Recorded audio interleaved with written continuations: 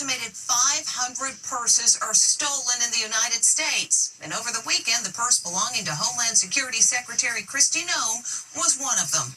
As you may have heard, her bag was snatched while she was dining at a D.C. restaurant with her family on Easter Sunday. The thief got away with $3,000 in cash and Noem's government access badge, and that has raised security concerns. Amber Cogliano spoke with one safety expert to learn how to keep this from happening to you. It can happen in an instant. A thief casually walks up and snatches a woman's handbag. This guy isn't so obvious. A woman's purse is on the floor. Now watch as he stealthily kicks it over. Seconds later, he bends down, puts his coat over the handbag, and strolls out of the restaurant. The same thing has just happened to Kristi Noem, the Secretary of Homeland Security. Was your bag stolen at dinner? Can you tell me any details about that? I don't think I can. Noem, the so-called Ice Barbie, was enjoying Easter dinner with her family, including 4 grandchildren, at the popular D.C. restaurant, the Capital Burger, when a thief swiped her bag. 2 Secret Service agents were nearby, but apparently didn't see what was happening. It's so brazen and so frightening. According to reports, Kristi Noem placed her handbag underneath the table, like so many of us women do when we go out to eat. The thief was wearing a medical mask and used his foot to swipe the bag, and it was quite a haul. Inside, her passport, driver's license, DHS access badge, and $3,000 in cash, which she intended to use to pay for dinner and also to give to her grandkids for Easter. Security experts say there are steps you can take to keep your handbag safe. Rule number 1, never put your purse on the floor. If you're placing your bag behind your chair, to the side of your chair, Yes. that's going to be outside of your immediate field of view, and it's going to be a lot harder to see if somebody walks by and picks it up. It's also unwise to leave your purse hanging on the back of your seat. Thieves are crafty. People are going to try to find ways to distract you, maybe bump into you and say, "Oh, I'm sorry, I'm just trying to get past," and lift it in that moment. You can use a purse hook like this. It costs just $9.95 on Amazon. It's pretty hard for a thief to take this whole contraption and nobody notice. Yeah, this is going to make noise. If someone's trying to tug at this, someone's going to take notice if they're trying to rip a bag away with this sort of mechanism. Helpful advice to keep your handbag safe while dining at your favorite restaurant. So what happened to Kristi Noem doesn't happen to you. The Secret Service is now going through surveillance videos from the restaurant to try to track down the man who stole Secretary Noem's bag. Other news today. Last year, Inside Edition survival consultant Shane Hobel showed our Allison Hall how to get out using a stick. Finding that firm ground out there in front of you, you can then use that as your support and start to work slowly, sort of in a slow wiggle, and keep pulling up. Slow wiggle by putting my weight on this. And start driving up and get your foot to firm ground. Okay. And then you can start working the other leg. There we go. But who knew that falling in quicksand could also lead to falling in love? They have since updated their relationship status on social media. And these identical... All the grandeur that is Rome, saying farewell to the Pope. Deborah Norville at the Vatican as the world mourns and remembers. Watch the next Inside Edition. 11 years ago, this adorable little girl named Grace was dying of stage 4 cancer.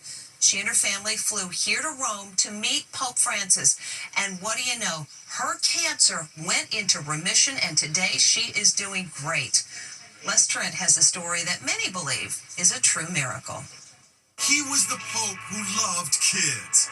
Everywhere he went, he made a special connection with the little ones. This up-and-coming actress experienced Pope Francis's affection for youngsters firsthand. Her name is Grace West, and when she was 10, she was diagnosed with stage 4 neuroblastoma cancer. Treatment wasn't really working for me, and the doctor said there was nothing else he could do. With all hope fading, Make-A-Wish New Jersey flew Grace and her family to Rome to meet the Pope. Their encounter was fleeting. He laid his hand on her head and kissed her. It was the most incredible experience, and he just radiates so much peace. What happened next can only be called a miracle. 1 year later, doctors told the amazing Grace that her cancer was gone. Grace is now age 22. I spoke to her at her Manhattan acting class. You meet the Pope, he blesses you. Do you think he had something to do with you surviving? I think it was definitely a combination of so many things. It just inspired me to keep going and going, and now So he may not have cured you, but he certainly inspired you. Yes, definitely. Wow. Bobby Hill was 14 during the Pope's historic visit to America in 2015. On just 5 minutes' notice in Philadelphia, he was asked to sing.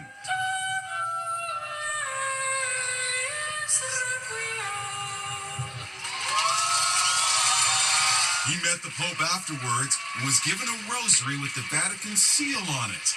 Now 23, Bobby is a student at Yale.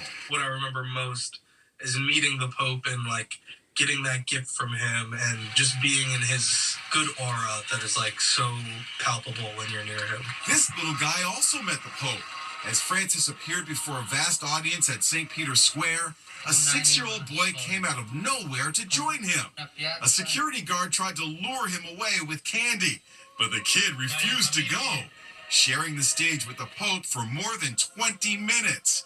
The crowd cheered as the boy hugged the Pope. The pontiff laughed and patted the boy on the head. A kindly gesture so typical of the Pope, as Amazing Grace knows so well. The way that he viewed everybody as just people resonated with me. And resonated with millions around the world. We'll be back with more Inside Edition from Vatican City after this.